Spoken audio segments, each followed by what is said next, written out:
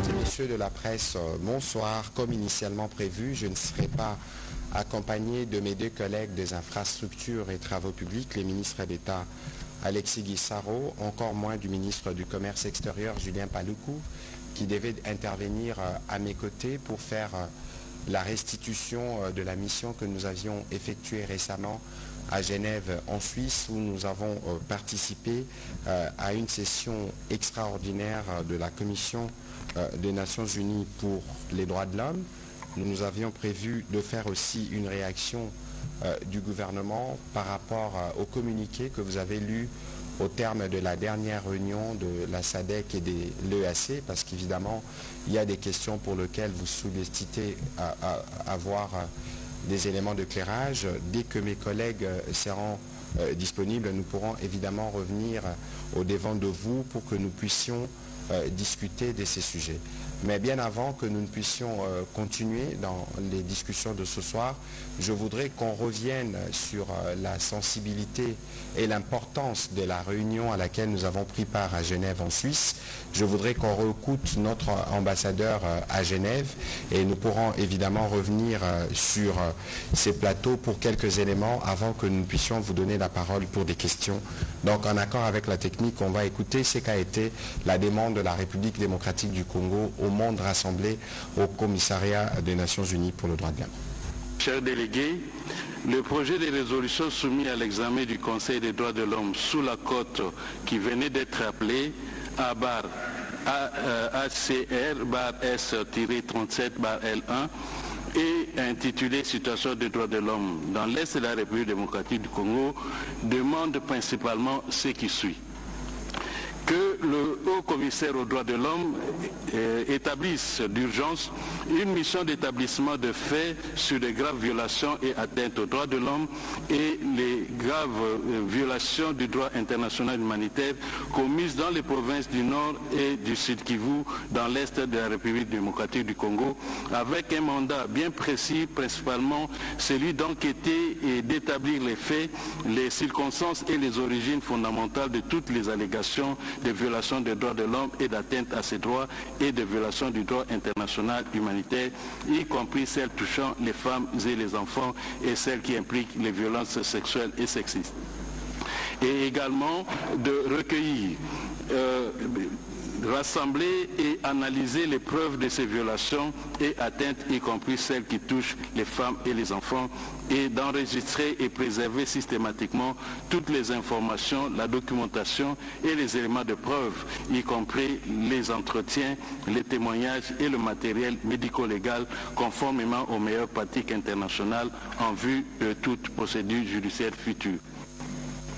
Par cette résolution, le Conseil des droits de l'homme attend du haut-commissaire de lui formuler des recommandations, y compris les mesures pour assurer la responsabilité dans le but de mettre fin à l'impunité et de garantir l'obligation de rendre des comptes, y compris s'il a lieu la responsabilité pénale individuelle ainsi que l'accès des victimes à la justice. Pour ce faire, le haut-commissaire devra présenter au Conseil des droits de l'homme une mise à jour orale des travaux lors de sa 59e session suivie d'un dialogue interactif renforcé et son rapport complet sur ce sujet lors de la 60e session également suivie d'un dialogue interactif renforcé. En outre, pour lutter contre l'impunité et prévenir la répétition de ces violations et atteintes des droits de l'homme et les violations du droit international humanitaire, le Conseil demande au Rwanda de respecter la souveraineté et l'intégrité territoriale de la RDC, de retirer ses troupes du territoire de la RDC et de cesser tout soutien au M23.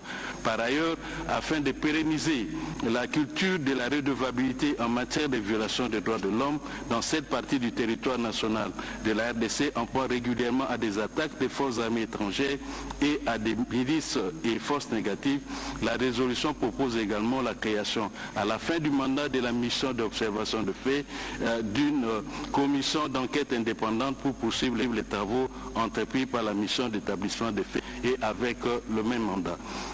Donc ma délégation réitère son appel à la profonde solidarité que vous avez démontré à l'endroit du peuple congolais par le soutien massif avec le vote par consensus de ce projet de résolution. Je vous remercie. Voilà, c'était la demande de la République démocratique du Congo qui a été lue à l'occasion par notre ambassadeur à Genève, Paul Impolé. Pour rappel, le Conseil de droits de l'homme qui siège à Genève, c'est l'organe des Nations Unies qui est destiné à traiter exclusivement des questions de droits de l'homme.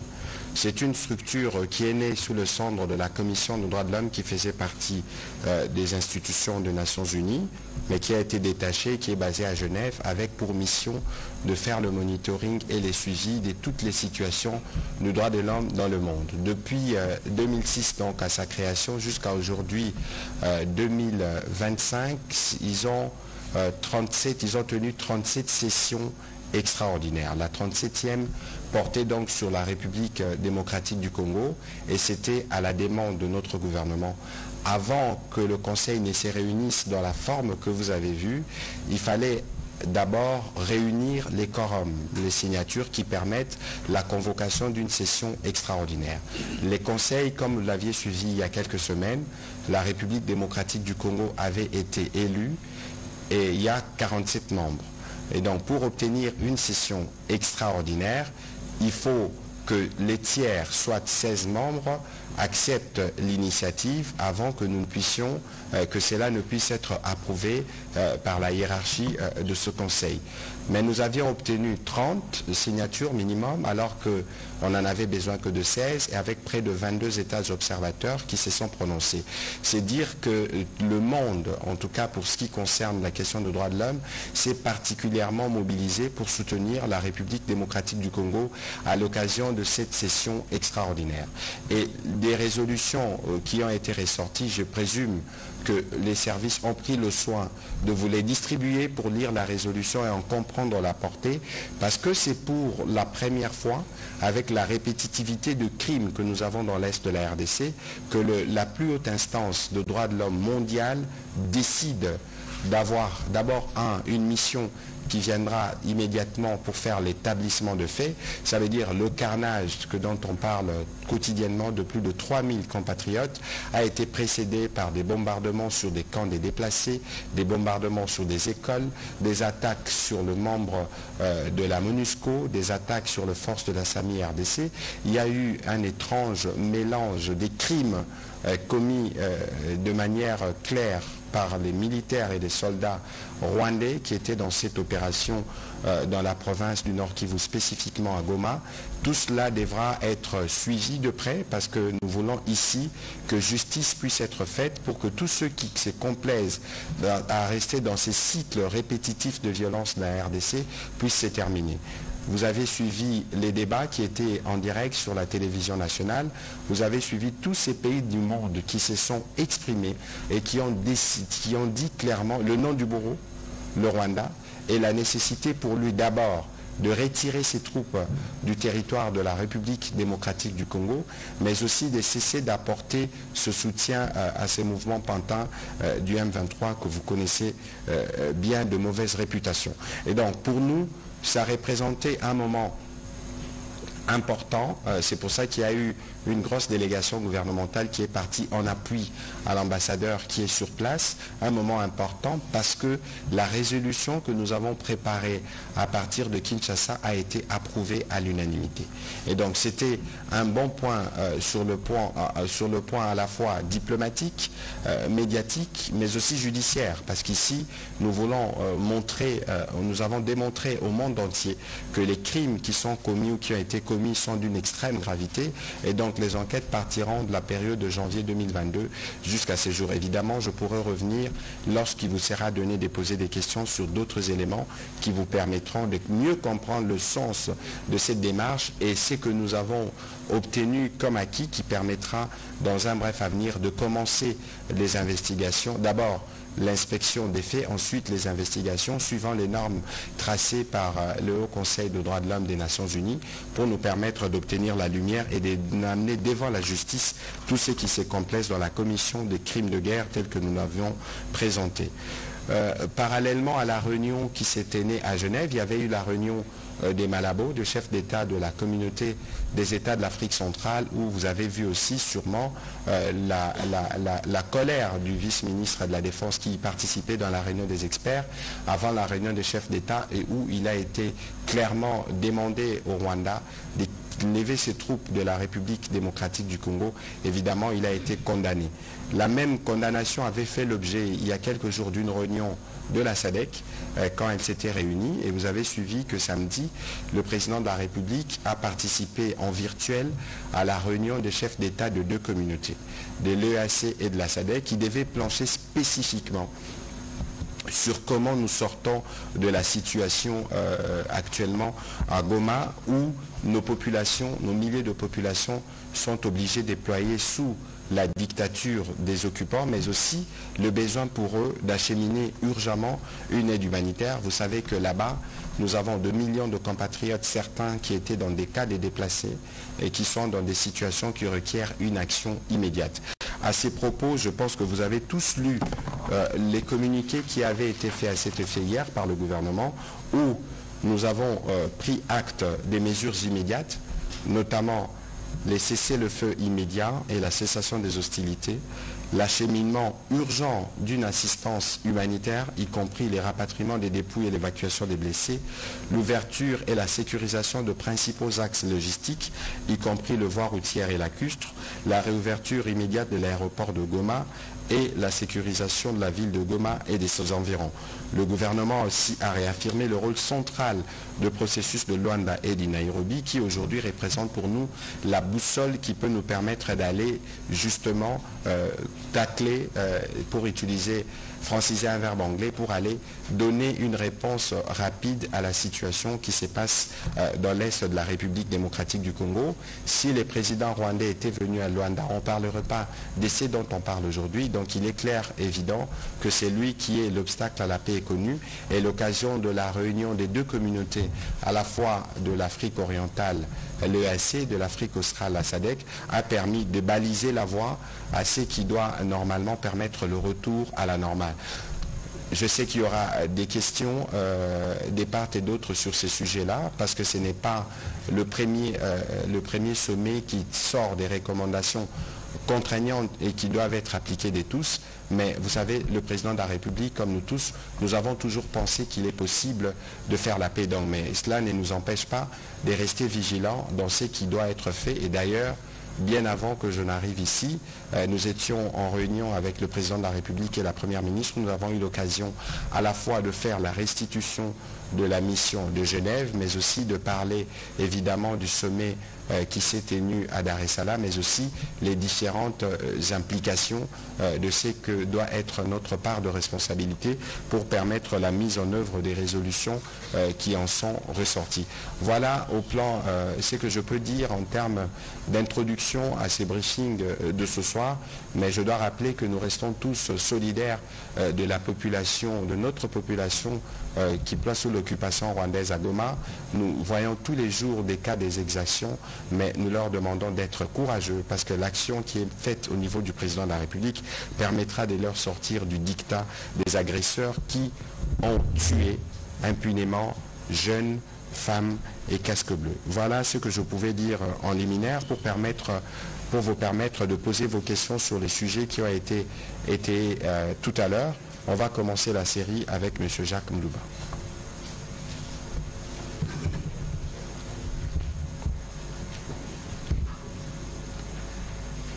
Merci, Monsieur le ministre. Je commence par le sommet jumelé EAC-SADC.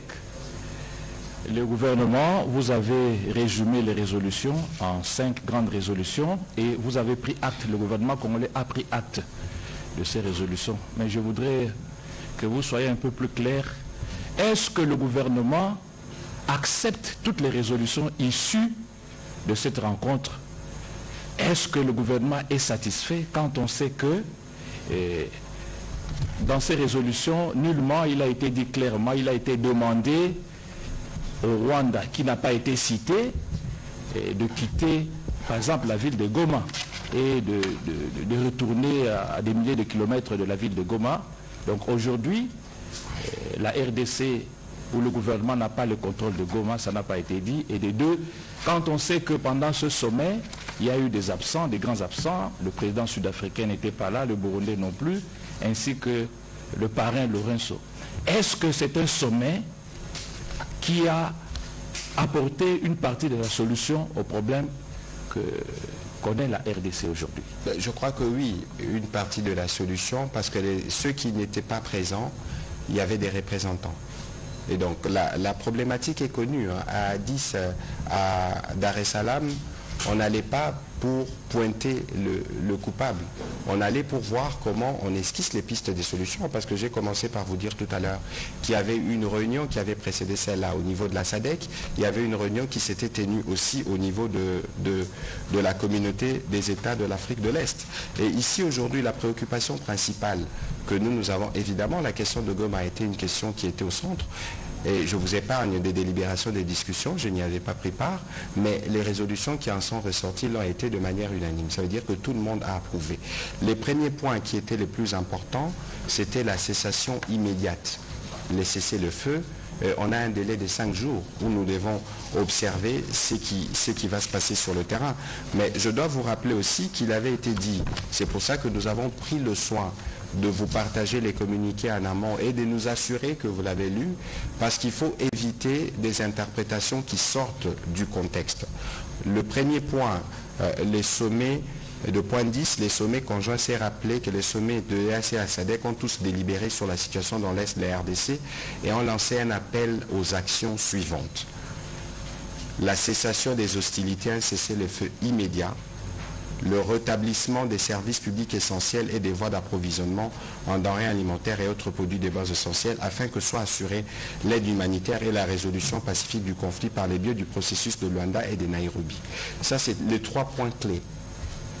D'abord, on cesse de tirer. Ensuite, on s'affaire à gérer la situation humanitaire. Et c'est pour ça qu'il est prévu que 5 jours après la tenue du sommet, qu'il y ait une réunion des chefs d'état-major de pays de l'EAC et de la SADC.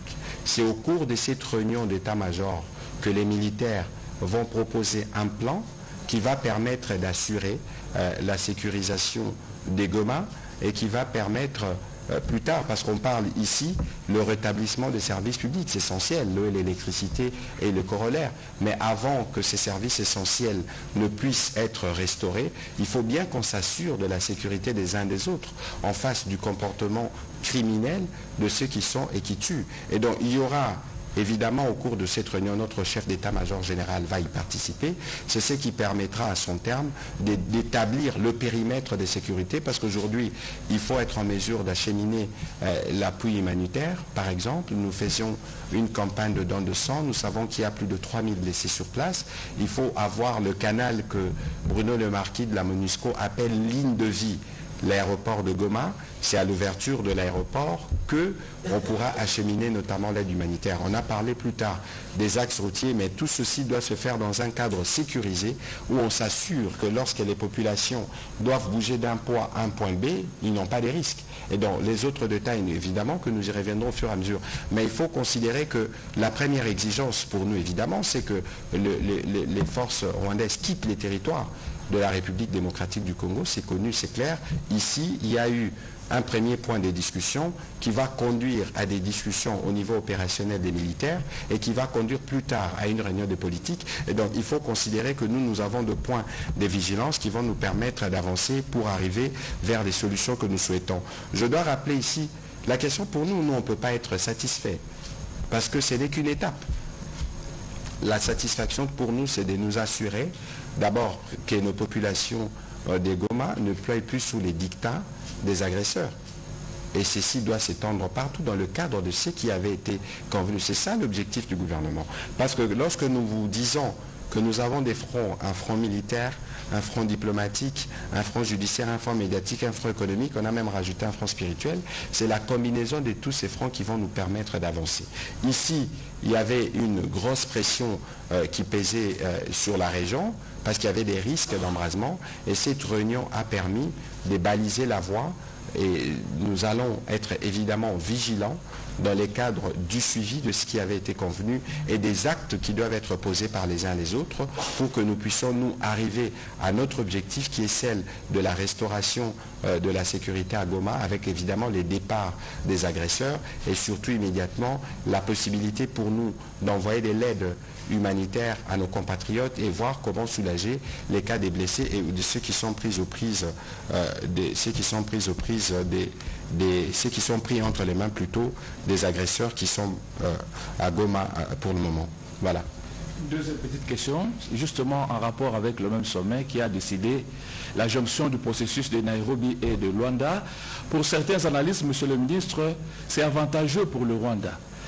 Puisqu'on envisage également un dialogue. Alors, la République démocratique du Congo qui ne voulait pas négocier avec le M23 va se retrouver dans ce processus-là, jumelé. On n'aura pas le temps peut-être de parler directement avec... C'est des processus qui sont alignés. De toute évidence, il faut bien lire. C'est pour ça que je souhaiterais que lorsque vous posez des questions, vous soyez en mesure de lire ce qui avait été convenu. Oui, l'élément nouveau ici, c'est dire on va renforcer les deux processus afin d'accentuer la complémentarité et à charger les coprésidents en consultation avec l'Union africaine. L'idée ici, c'est laquelle? C'est de nous assurer que nous avons un processus qui permette d'aboutir. Évidemment, je vous épargne des délibérations de certaines susceptibilités, mais lorsque nous disons que c'est les processus de Luanda, c'est qui les médiateurs? C'est le président Lorenzo. Lorsqu'on parle de Nairobi, c'est qui les facilitateurs? C'est le président Uhuru Kenyatta. Et lorsqu'on dit il ne faut pas tomber dans les verbes ou dans les mots, les deux processus sont complémentaires. Ça veut dire qu'il y a une branche qui est tenue par le président Kenyatta et une autre qui est tenue par le président Lorenzo. Mais maintenant, en fonction de la position des uns et des autres, on a dit qu'on peut réfléchir sur la possibilité de renforcer avec d'autres, évidemment, médiateurs, mais cela doit se faire d'abord en consultation avec ceux qui sont là. On dit, on a le président angolais et le président Kenyatta. D'autre part, s'il y a besoin d'avoir d'autres qui viennent pour appuyer, ils viendront appuyer. Les schémas, il est connu. Nous avons un problème avec le Rwanda qui est l'agresseur, d'une part. Il y a d'autre part un problème avec les groupes armés dont les supplétifs de Rwanda. C'est des questions qui sont traitées à des niveaux différents. Et de toute évidence, notre position à ce sujet est restée la même. Ici, il ne faut pas donner une prime à ceux qui tuent. Ce n'est pas parce qu'on a tué 3000 Congolais que ça doit vous donner le droit d'entrer, entre guillemets, à une discussion avec le gouvernement. Et c'est juste incroyable de voir qu'il y a des Congolais qui soutiennent une telle barbarie. Qui n'a pas été ému de voir ou qui ne s'émeut pas quand on voit les images qui nous arrivent de Goma? Vous pensez que les Congolais qui sont aujourd'hui utilisés par le Rwandais dans leur fort intérieur, ils sont contents? Vous pensez? Si le président rwandais était venu le 15 décembre à Luanda, est-ce que nous aurions eu ce qu'on a eu? C'est parce que justement, il s'est montré être un obstacle pour la paix. Il a voulu montrer que lui, les schémas qu'il préfère, c'est les schémas de la violence, parce que nous savons aussi que son souci permanent, c'est de s'assurer de garder la main sur nos richesses de cette partie du pays. Mais c'est pourquoi aujourd'hui, le monde entier s'est levé contre lui. Et l'adoption justement à l'unanimité de notre résolution à Genève est une parfaite illustration. Et la série des condamnations que vous avez entendues, c'est une parfaite illustration. Et donc lui-même aussi, il est là, sous pression et contraint à venir pour que nous allions vers la paix. De toute façon, s'il n'y arrive pas, il y aura pas seulement les sanctions qui lui tomberont à l'international, mais il y a tous les Congolais du monde entier qui sont mobilisés. Vous avez vu les capitales belges, françaises et même au Brésil, les Congolais s'est mobilisés. C'est la réponse que nous allons y apporter. Voilà, on va prendre les questions de M. Patrick Lacoué.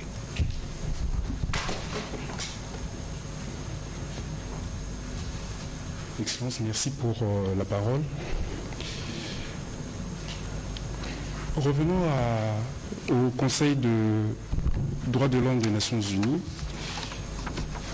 Quels sont les éléments d'enquête qui sont clairement définis pour arriver à des résolutions par rapport à tout ce que vous avez demandé, puisque le Conseil prend acte d'une enquête, mais quels sont les éléments qui vont permettre à condamner ces agressions? Nous sommes au début d'un processus où il y a des faits graves qui ont été commis. Nous savons par exemple que c'est l'armée rwandaise qui a tiré sur les casques bleus de la MONUSCO, crime de guerre.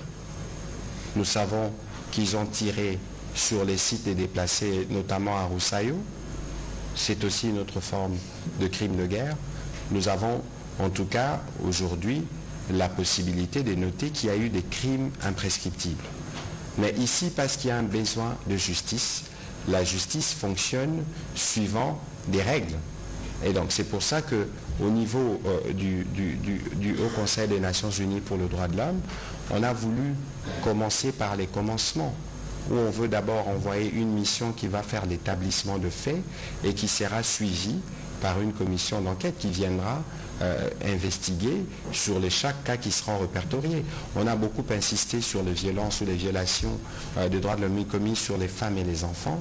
Vous savez qu'il y a des recrutements forcés des enfants qu'on envoie. Il y a des actes d'une horreur indescriptible, notamment les viols des femmes. Et toutes ces choses se sont passées. Mais ici, il ne faudra pas seulement venir faire comme une collecte de tout ce qui s'était passé, mais il faut aller jusqu'à établir la responsabilité des uns et des autres. Je vous donne une illustration. On a par exemple dans le rapport des Nations Unies qui sortent, il y a les noms des officiers rwandais qui opèrent. Ils sont concernés. Et puis il ne faut pas oublier que le Haut Commissariat des Nations Unies pour le droit de l'homme a des interactions, notamment avec la Cour pénale internationale. Le moment venu, en tout cas pour des crimes qui sont éligibles pour des besoins de la CPI, mais les éléments pourront aussi l'être reversés parce qu'il y aura une corrélation sur notre souci d'avoir aujourd'hui la justice, qui est un pilier important qui va nous permettre d'éviter la répétitivité de ces crimes. Deuxième question et la dernière. Un autre sommet, EAC, SADC, mais les dispositions, qu'est-ce que vous avez mis comme mécanisme pour que les résolutions soient respectées, puisqu'il y a des condamnations, on condamne, mais l'application reste... Bon, écoutez, je vous ai dit tout à l'heure en liminaire que nous étions vigilants. Nous sommes dans un processus régional, vous entendez, on parle beaucoup des solutions africaines aux problèmes africains. Ce sont des chefs d'État qui se sont engagés. Il y a dans quelques jours les chefs d'état-major de tous ces pays qui vont se retrouver parce qu'il y a de l'opérationnel, du militaire à apporter la sécurité, ouvrir les axes. Parce que nous, la priorité pour nous aujourd'hui, c'est de desserrer les taux sur Goma et de nous assurer qu'il y a un minimum de sécurité qui permette par exemple la relance optimale des services publics. Parce qu'il faut s'assurer que les populations continuent à bénéficier de services, mais il y a un minimum de sécurité. Donc cette réunion qui viendra et qui précisera aussi les modalités des contrôles du cessez-le-feu qui a été décrété, permettra, dans les cas de mécanismes qui sont prévus, de faire de rapports et nous nous assurerons du suivi. L'essentiel pour nous ici, c'est d'abord de nous assurer que l'aéroport de Goma peut être opérationnel pour déverrouiller toute cette partie du pays et de nous assurer que pour ceux qui ont des besoins urgents des produits, notamment pharmaceutiques, puissent y avoir accès. Vous avez vu que les événements de Goma ont aussi été marqués par des pillages, notamment sur les entrepôts de la CICR et tout ce qui peut intervenir. Donc il y a un besoin pour nous de rétablir cette ligne de vie. Voilà. Ok, on va prendre les questions de M. Oscar Mbal.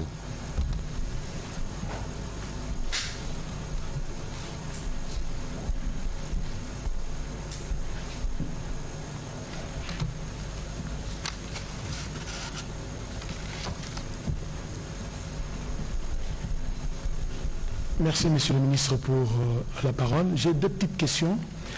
La première, à quand la mise en œuvre de la résolution que vous avez proposée au Conseil des droits de l'homme, connaissant bien la lourdeur ou l'élasticité des procédures au niveau de ces instances? À quand la mise en œuvre effective de cette résolution? Deuxième petite question, je voudrais avoir votre appréciation, votre commentaire sur la démarche des princes de l'Église, ECC, SENCO. Ils ont rencontré les chefs de l'État, ils ont eu des échanges avec les opposants et d'autres leaders politiques. Comment vous trouvez cette démarche? Écoutez, pour la première question, vous avez parlé de mise en œuvre effective. En tout cas, dans l'esprit des discussions, cela devrait se faire dans l'urgence. Évidemment, il y a des us et coutumes au sein du Haut Commissariat, mais en tout cas, il est prévu que très rapidement, on parlait de délai d'1 à 2 semaines, constituer cette mission et l'envoyer sur place, parce qu'il faut s'assurer aussi des conditions de sécurité de cette mission, qui doit se rendre à la fois au nord Kivu et dans les sud Kivu, pour être en mesure de documenter. La période a été fixée à partir de janvier 2022 jusqu'à ces jours, donc il y a tous ces éléments qui sont importants et qui doivent rentrer en compte, mais le monde entier a compris l'urgence. S'il y a eu justement ce vote à l'unanimité, c'est parce que face à la barbarie et aux actes qui ont été posés, et au risque justement que cela se pose encore, parce que nous connaissons les aventures rwandaises sur notre territoire, il y a bien évidemment besoin de passer un message à tous ces criminels, y compris à leurs chefs, pour montrer que cette fois-ci, ce n'est pas seulement la République démocratique du Congo, mais c'est le monde entier qui s'élève contre l'horreur qui a été commise, et surtout pour la nécessité que ceux qui ont commis ces horreurs puissent en répondre devant la loi. Alors, la deuxième question sur la démarche des pères de... Bien avant d'ailleurs que je ne commente la démarche des princes de l'Église, il y a une constante ici. Je le disais tout à l'heure, c'est plus de 3000 Congolais qui sont morts dans des conditions effroyables. Je n'ai pas entendu, sauf si pendant que j'étais à Genève, je n'ai pas entendu, moi, les princes de l'Église, nos pères, condamner de manière claire cette barbarie. Peut-être que je n'ai pas suivi. En ce moment-là, il faudra m'accorder l'indulgence. Première chose. Deuxième chose, ceux qui sont morts, c'est les Congolais. C'est leurs fidèles. Ici, il faut d'abord faire la démarcation entre une démarche qui vise à proposer un pacte social pour la paix et la condamnation des faits d'une horreur, j'allais dire horrible, permettez la formule, de ce qui s'est passé sur place. Lorsque, Oscar, vous êtes dans une maison et que ça brûle, l'urgence est d'abord d'éteindre les feux. Et aujourd'hui, je pense que l'urgence devrait, pour eux, dans le cas de la démarche qui est la leur, de dénoncer d'abord ces mal, ces mal qui vient du voisin que nous connaissons. Ensuite, pour ce qui concerne leur démarche, mais le premier qui veut la paix en République démocratique du Congo, c'est le président de la République. Et le président de la République reçoit des initiatives de plusieurs natures qui peuvent émaner des citoyens ou des structures. Le président de la République a reçu évidemment les prêtres à la fois de la SENCO et de l'ECC qui lui ont fait, il les a reçus d'abord à leur demande et qui sont venus lui présenter l'initiative qui était la leur. C'est une initiative qu'ils portent qui n'est qu'à ses débuts. Ils sont allés voir le président les a accueillis et les présidents devraient, le moment venu, réagir à leurs propositions et à leur démarche parce qu'il est prévu justement qu'on lui donne, qu'on lui fasse le point par rapport à ce qu'ils attendent de lui. Deuxièmement, ici, il faut savoir que le président de la République ne leur a pas donné un mandat quelconque. C'est une nuance de taille.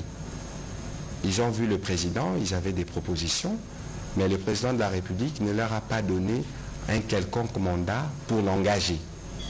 De toute évidence, comme je vous ai dit, ils sont en amorce de leur démarche qui vise à avoir un pacte social pour la paix.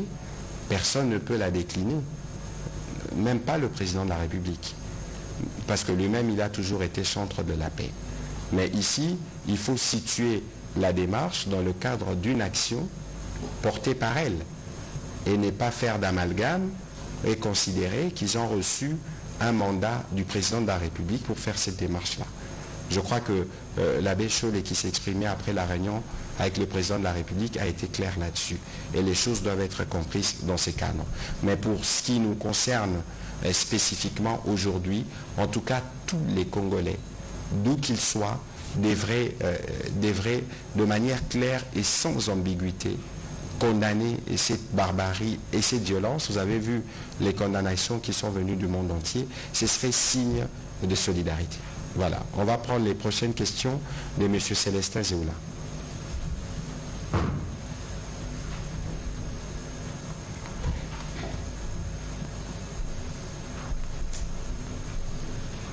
Merci beaucoup, monsieur le ministre, pour la parole. J'ai 3 petites questions. La première, qu'est-ce que le gouvernement congolais envisage au cas où les cessez-le-feu et puis les retraits des militaires rwandais n'est pas effectif? Bon, écoutez, nous savons avec qui nous sommes dans ces conflits. Nous connaissons les méthodes. Et parce que nous connaissons les méthodes, nous avons une thérapie. Nous avons les différents fronts et dans les cadres de ces différents fronts, on va apporter la réponse qu'il faut apporter. Ok. Deuxième question. Vous avez annoncé plus de 300 blessés, parce que nous parlons des cas de 3000 blessés. 3000 blessés, merci beaucoup. Alors, les établissements sanitaires sont presque pleins. Comment le gouvernement travaille-t-il avec les agents de santé qui sont sur le terrain pour prendre soin de ceux qui sont blessés et éviter... Alors, sur cette question, on a déjà répondu à ça avec le ministre de la Santé qui était ici, où des gens s'est demandé comment vous collectez les sangs pour envoyer là-bas. Et les chiffres que nous vous communiquons ici, ce sont des chiffres qui sont consolidés. Parce qu'il ne faut pas oublier qu'au niveau du ministère de la Santé, il y a des relais avec les différentes zones de santé qui sont basées dans les Nord Kivu et qu'il y a des cas qui ont été recensés au niveau de ces zones de santé et qui ont communiqué de chiffres ici à Kinshasa. Et donc, les nombres des blessés et de morts, des blessés dont on parle, c'est des blessés qui sont dans des structures spécialisées. Sûrement qu'il y en a encore beaucoup d'autres, parce que les capacités d'accueil étaient évidemment toutes débordées. Ensuite, sur la question de l'acheminement, par exemple, de sang, ce n'est pas pour rien qu'on parle des organisations humanitaires avec lesquelles on travaille.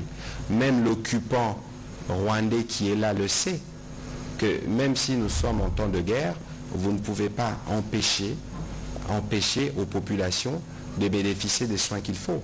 Imaginez une minute que s'il y a besoin de sang pour nos populations qui sont touchés et qui sont blessés à Goma, imaginez que vous leur dites les soins doivent venir de l'autre côté. Qui va l'accepter? C'est psychologique. Et donc ici, nous, dans les cadres justement des structures qui travaillent de commun accord, des structures internationales et ONG qui travaillent avec le ministère de la Santé, on s'assure que tout ce qui peut être collecté puisse être acheminé. Pourquoi pensez-vous alors que les Nations Unies parlent de l'ouverture de l'aéroport de Goma comme une ligne de vie? Une ligne de vie parce que par l'aéroport, on peut nous assurer qu'on fasse parvenir plus rapidement certains produits et ramener certains experts, parce qu'il y a besoin de le faire. Mais s'il faut parler de l'aéroport, est-ce que vous savez que les agresseurs ont détruit la tour des contrôles? En tout cas, le matériel de la tour de contrôle a été endommagé. Et qu'il y a eu des explosions sur la piste. Et qu'aujourd'hui, il y a un travail qui s'est fait au niveau du ministère du Transport. Il y a un besoin aujourd'hui de faire très rapidement un état des lieux de la piste qui permette d'intervenir pour être en mesure de la rendre opérationnelle, pour pouvoir accueillir notamment des vols humanitaires. N'oubliez pas que tous ceux qui sont du secteur savent que la République démocratique du Congo a lancé ce qu'on appelle en jargon de spécialistes les NOTAM, qui dit que l'aéroport n'est plus du tout opérationnel. Il peut l'être pour de vols tactiques précis. C'est pour ça qu'il est important, dans le cadre du mécanisme qui a été prévu de la réunion des différents chefs d'état-major qui est attendu les 5 prochains, qu'on discute de ces sujets, qu'on voit les conditions de sécurité, qu'on réunisse ces conditions de sécurité pour permettre aux experts de venir travailler au niveau de la tour de contrôle, réparer la piste et s'assurer que l'aéroport peut accueillir de vols sans difficulté. Voilà. D'accord. La troisième et dernière question. Oui. Qu'est-ce que le gouvernement congolais envisage après que les militaires rwandais et leurs supplétifs soient quittés, lorsqu'ils auront quitté les sols congolais? Est-ce que, n'est-ce pas, c'est possible à ce que le gouvernement puisse adopter la mesure comme les États-Unis aujourd'hui qui construisent les murs vers les frontières? Bon, écoutez, nous n'y sommes pas encore. Nous entendons beaucoup cette idée, mais il faut comprendre d'abord la philosophie du président de la République. Aujourd'hui, nous n'avons pas des problèmes avec les peuples rwandais. Le problème, c'est le président rwandais qui répand d'ailleurs un discours mensonger. C'était pour ça d'ailleurs que nous devions être ce soir avec le ministre d'État, ministre Gisaro, qui devait s'exprimer pour le compte de sa communauté. Vous savez qu'il est de la communauté Banyamulenge ou Tutsisi, qui allait répéter ce qu'il a déjà dit ici. Ils n'ont jamais donné un quelconque mandat au président rwandais pour se présenter comme lui les défenseurs des Tutsis qui seraient massacrés en République démocratique du Congo. Vous êtes des professionnels des médias. Combien de cas des massacres de populations Tutsis vous enregistrez? Et aujourd'hui, nous avons les membres de cette communauté. Regardez le ministre Gisaro qui est ministre d'État, ministre des infrastructures. C'est lui qui a la charge de construire les routes dans toute la République démocratique du Congo. Alors comment, dans un pays où vous dites qu'il y a un massacre de Tutsis en cours, on peut en avoir un qui soit si haut placé? C'est lui qui combat qui commande nos forces à la 3e zone de défense, les générales Masunzu, Pacifique. Il est de quelle communauté? Vous avez vu cet officier, ce vaillant colonel qui est décédé récemment lorsqu'on essaie de contenir le rebelle dans le front du Sud Kivu. Et donc il faudrait hésiter justement de rester de manière permanente dans son piège, dans son discours mensonger. Et pour ça, nous comptons beaucoup sur les médias.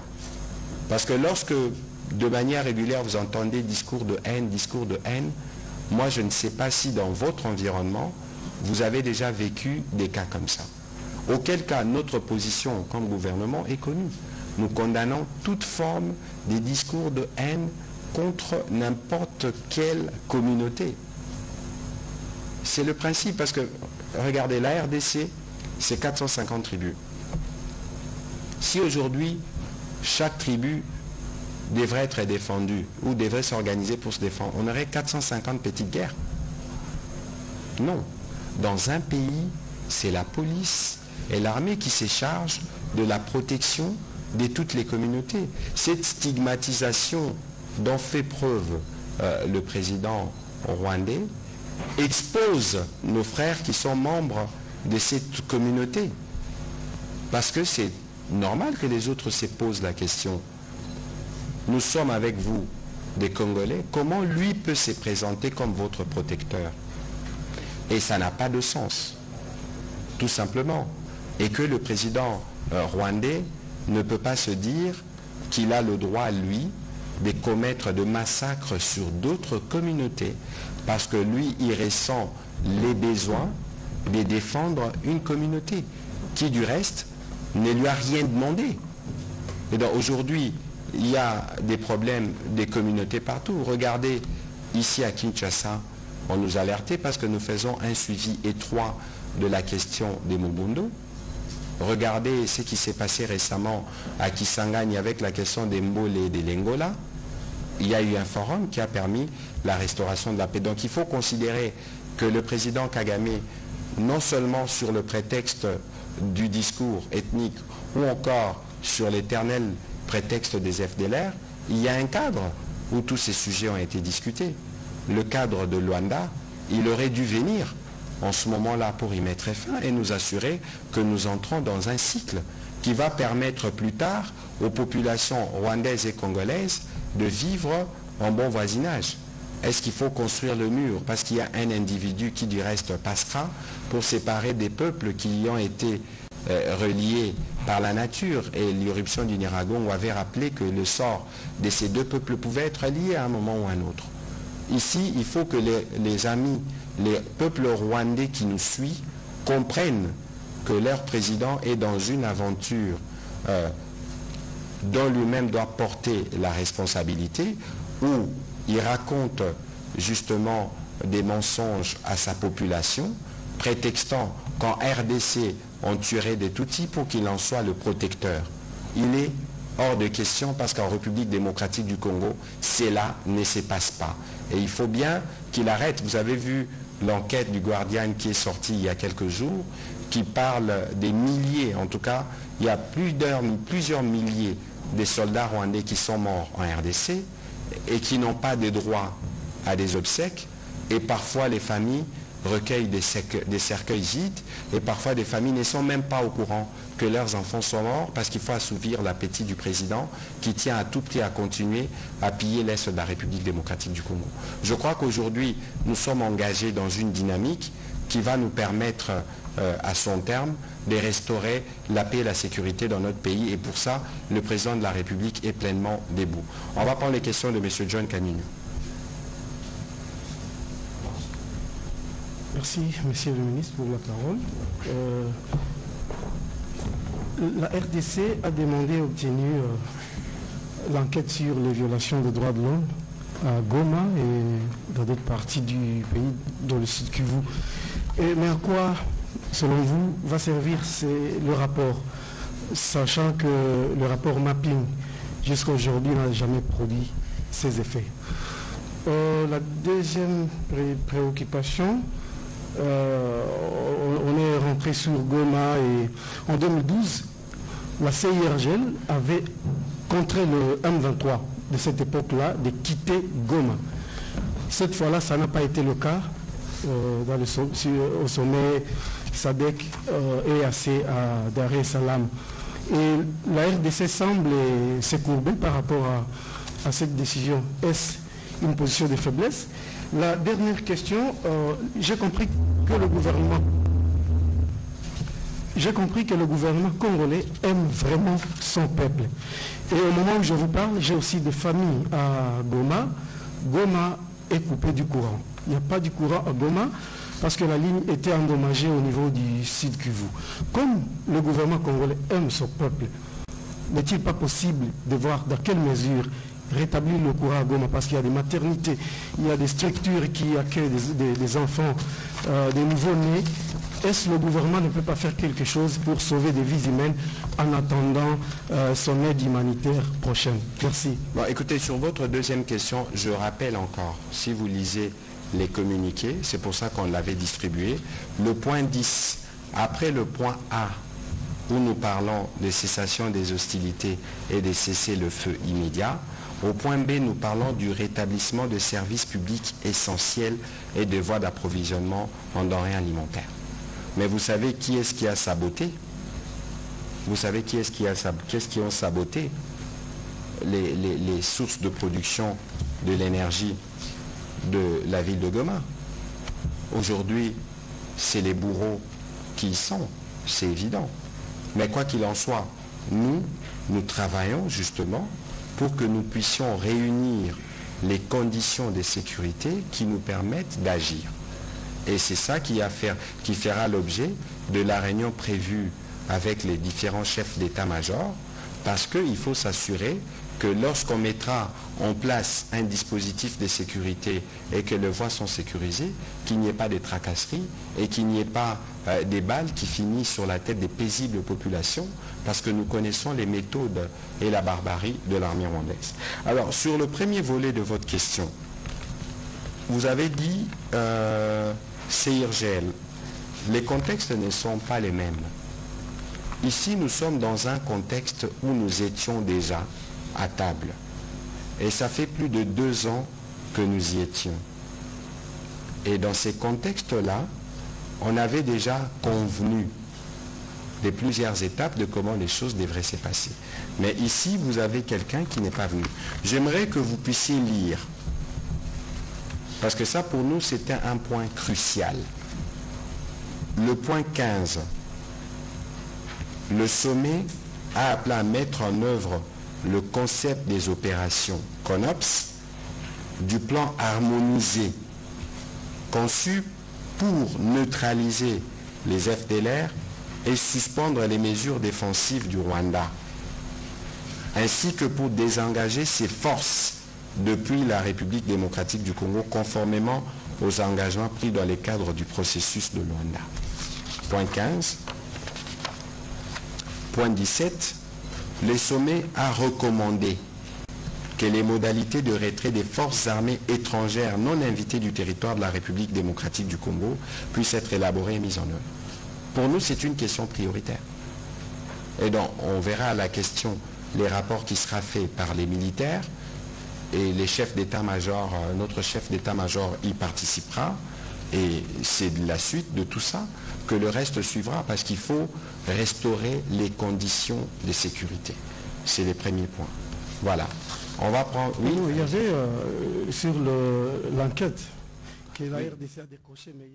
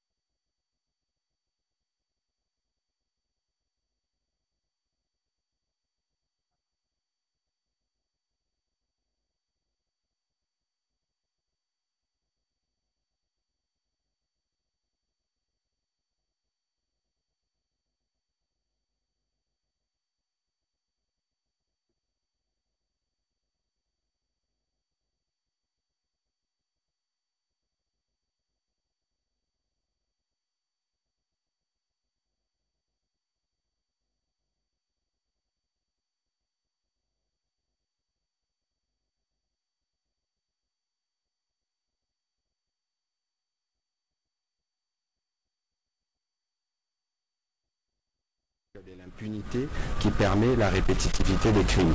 En deuxième point, nous avons eu l'occasion cette fois-ci d'échanger avec le président de la République autour de la réunion à laquelle il a participé de la SADC et de l'EAC et des conclusions qui ont été évidemment rendues publiques. Il y a